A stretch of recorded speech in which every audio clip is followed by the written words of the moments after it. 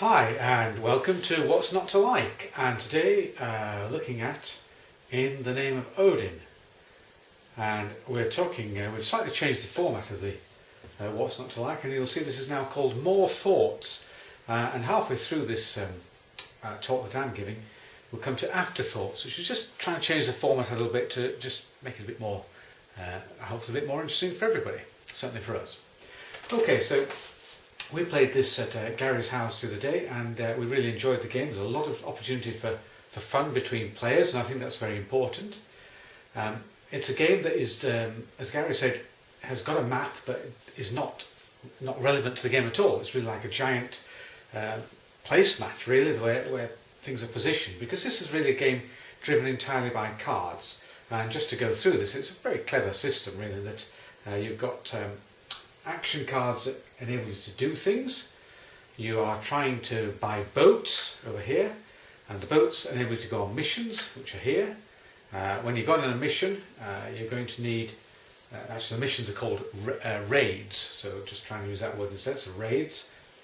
You'll need a leader, which are given over there, and you'll also be helped if you've built some buildings into your array display here, which I'll just quickly show you. There's the array.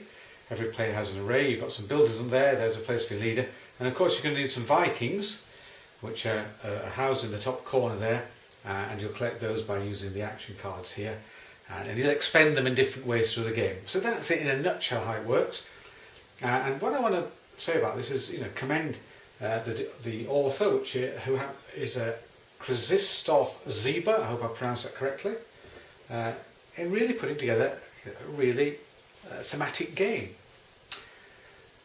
The thing that strikes us straight away, of course, is that having designed Viking Fury, Fire and Axe, that you can't help but draw comparisons, and it'd be nice to think that actually Mr. Ziba has actually played one of those two games and perhaps incorporated some of the ideas. I don't know. Certainly there's the idea of what we have as sagas are incorporated into these raids here, the missions you're going on, and he has three types of Viking. So he has some that are warriors, and some that are traders, and some that are seamen. Well, the traders don't seem to do anything in the game, but I think it's a kind of it's recognition that the Vikings weren't just going as warriors or as people who are taking over lands and settling. That they started off their history really as a nation of seafarers who traded. So if he's borrowed some of the ideas that we had in our game, well, that's fantastic. We're happy with that. Games are built on the back of other games, on the shoulders of other games, and we don't have any problem at all with that. What I think is interesting, though, is that if we draw a comparison between the two, not only is the map not used in this game, but it highlights yet again, I think, one of the features of gaming these days that has perhaps changed quite considerably from the days when I first started playing games. When I first started playing games, movement was a driving force in virtually all games. And nowadays, you don't need to have movement in many games. In fact, it seems to be kind of not encouraged almost in games. It seems like many games don't want to have physical movement across the board. And I played Viking Fury, Fire and Axe at the weekend with a couple of friends. They were new players. And I was very struck by the fact that neither of them felt very comfortable, even with the simple movement system of the Fire and Axe game we were playing. I'm not talking about having to expend days and working that out. I'm just talking about the physical, I'll just borrow one of these, the physical idea of going from one area on the map to another. They just didn't feel comfortable with that at all, and I found that quite strange, really. In fact, one of them was so uncomfortable with that idea, he asked me to make his moves and calculate it for him. So, not using movement is a feature of this game, and perhaps it's something that the designers of today have recognised that players don't necessarily want to do that. Maybe it just makes them feel not quite enough in control of the game. Similar to that, in many games, combat, fighting, is really not encouraged. And now you can obviously say lots and lots of games do involve combat and fighting, and that's true. But I think there is a genre of game that actually shy away from fighting and don't really want to to engage in that, because I think they recognise a good proportion of the people who play these games, whatever games they are, don't actually like the idea of fighting.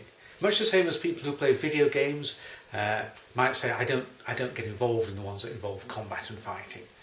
Where parents might say, I don't like my son or daughter to play these sort of games. And so I just wonder when Mr. Z was designing this game, when he thought to himself, I won't actually have any combat in this, because the movement is striking, but it's so striking that in a Viking game where you're conquering Britain and you're raiding and things, there is no representation really of fighting in this game that I can recognise.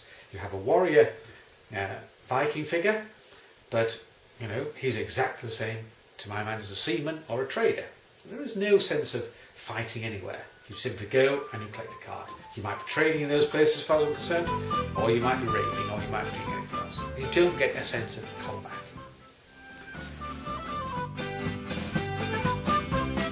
Now you see now that we've come to the more thoughts area of our talking about games on what's not to like now, and what we're trying to do in this little portion of the game is look at something in the game that perhaps we feel could be improved.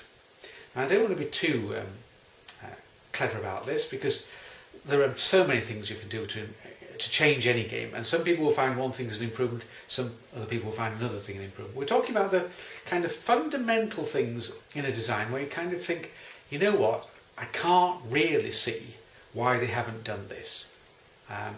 And this is a good example of an instance where it shows what we're trying to do. So in this game, I was lucky enough to go third.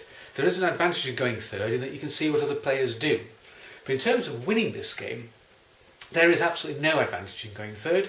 It would just simply means that the other two players are bound to have a turn before you have your last turn if you actually get the same number of turns as they do.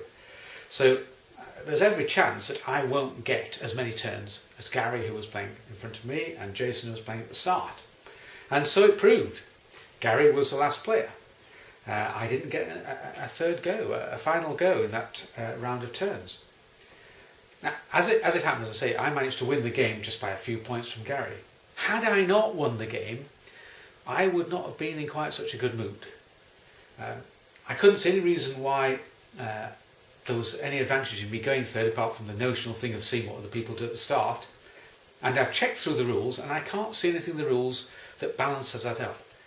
So I find it quite strange why a game that's as well designed as this one is, has not taken that into consideration. It only needs a very simple adjustment. It could be 2 or 3 points on the chart. I won by about 2 or 3 points. Maybe just 1 point ahead of Gary would have been sufficient. But no, there's no balancing mechanism in there. When we designed Fire and Axe, we only give people 1 point advantage, and you can win by 20, 30 points. It's not a lot of points. It probably doesn't make any difference at all. But I think it is a little bit of a foil to players who are kind of saying, well, I got no advantage for going last. So that's the sort of thing we're trying to do when we look at games. We're trying to pick out something we sort of think, why didn't they do this?